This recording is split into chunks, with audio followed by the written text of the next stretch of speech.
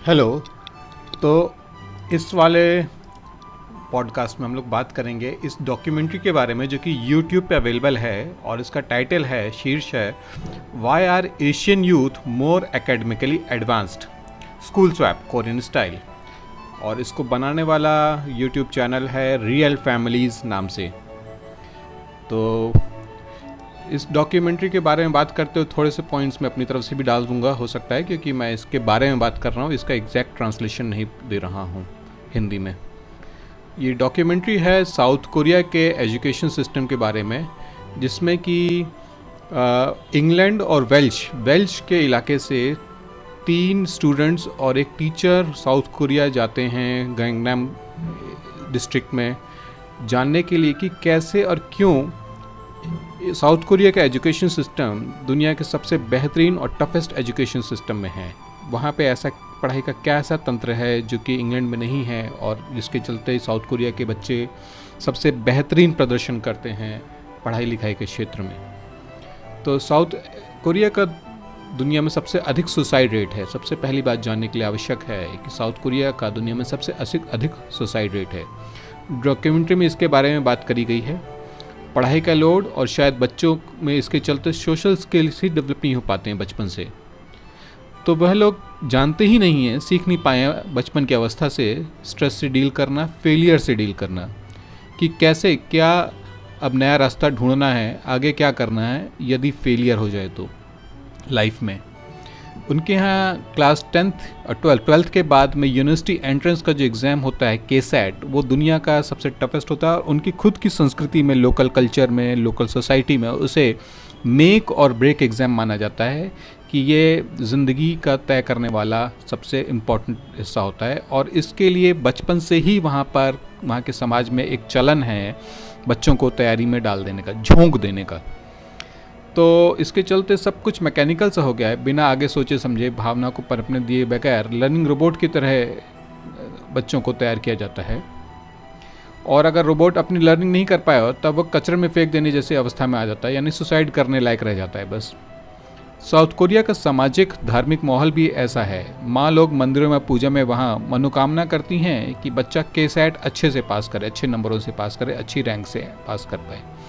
और समाज में बिना KSAT वाले बच्चों को आगे के जीवन में अच्छे अवसर दोबारा नहीं मिल पाना बहुत आम बात है। लगभग नामुमकिन है कि दोबारा उनको ज़िंदगी में कोई चांस मिल पाए अच्छा कर सकने के लिए, यदि वो उस अवस्था में उस समय KSAT को अच्छे से नहीं कर पाए हुए हों। तो बच्चा भी जानता है कि अगर वो KSAT नहीं कर पाया तब वो कचरे में फेंके जाने वाला रोबोट जैसे लायक ही रह जाएगा बस। डॉक्यूमेंट्री में इंग्लैंड वेल्श के एजुकेशन सिस्टम की तुलना है साउथ कोरिया के सिस्टम से।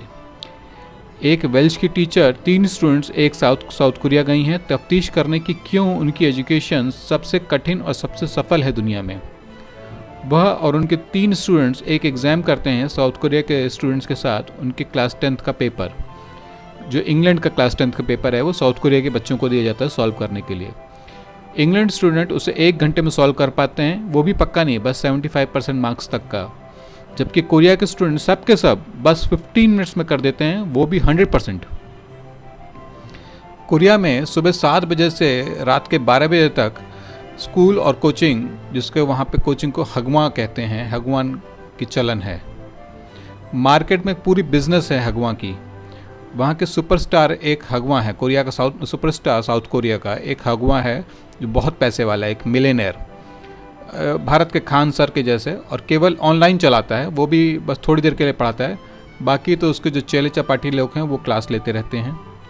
साउथ कोरिया में 40 या 50 साल पहले बहुत गरीबी हुआ करती थी। फिर अमेरिका की मदद से 1-2 इंडस्ट्री लगी, वो उस समय की टॉप इलेक्ट्रॉनिक्स की इंडस्ट्री थी। ये सब बातें मैं थोड़ा बैकग्राउंड इनका अपनी तरफ से भी बता रहा हूँ, थोड़ा सा डॉक्यूमेंट्री में बात की गई है, जिक्र हुआ, थोड़ा अपनी तरफ से भी बता रहा हूँ जानकारी से। उसमें केवल बहुत पढ़े लिखे इंजीनियर्स को नौकरी मिल पाई थी उन इंडस्ट्रीज़ में जो कि लगाई गई थी अमेरिका की मदद से, जब इनके यहाँ गरीबी हुआ करती थी 40-50 साल पहले। तो लोगों को, समाज को वहीं एक रास्ता दिखाई पड़ा गरीबी से निकलने का। लोग पढ़ाई करके आगे बढ़ने का सामाजिक चलन, ये रास्ता ढूंढ लिया और वही सामाजिक चलन निकल पड़ा। धार्मिक रीति रिवाज भी इसी चलन के अनुसार ढलने लगे। बस फिर सैमसंग जैसी इलेक्ट्रॉनिक इंडस्ट्री जब से लगी, इस चलन के और फल और फ्रूट्स मिलने लग गए लोगों को। तो चलन ने और गहरा और मजबूती से पकड़ बना ली समाज में। पेरेंट्स ने बड़े घरों को छोड़कर छोटे से एक पेरेंट ने एक छोटे बड़े घर को छोड़कर एक छोटे से फ्लैट में शिफ्ट कर लिया है, क्योंकि वह घर कई सारे अच्छे हगवा के पास पड़ता है, ज़्यादा चलना नहीं पड़ेगा बच्चों को। बच्चों की पढ़ाई के लिए बहुत सेक्रीफाइस करते हैं वहाँ के पेरेंट्स, और फीस महीने भर में इतनी पड़ती है, बच्चों की टोटल फीस इतनी पड़ जाती है पेरेंट्स को कि स्कूल और हगवा के टाइमिंग के चलते पापा तो बच्चों को हफ्ते में बस एक ही दिन शक्ल देख पाते हैं। पापा खुद भी दिन भर में 14-14 घंटे काम करते हैं कमाई बढ़ाने के लिए कि बच्चों की फ़ीस चुका सकेंगे, वो भी हफ्ते में 6 दिन काम करते हुए। पेरेंट्स के इतने सेक्रीफाइस से बच्चों में मोटिवेशन तो आता ही है, साथ में प्रेशर भी आता है, स्ट्रेस भी बनता है।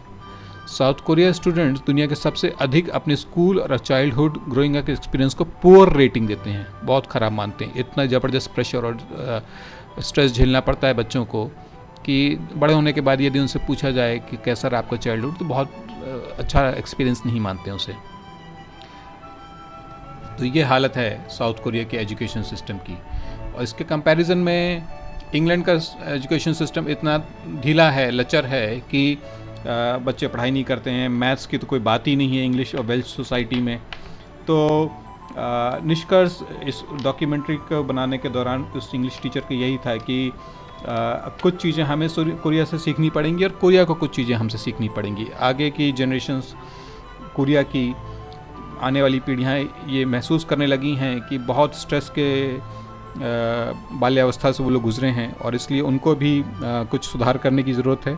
थोड़ा सा सोशल और क्रिएटिव स्किल्स को और इसके लिए समय देने की ज़रूरत है उनको, अपने बच्चों को, आने वाली पीढ़ियों को।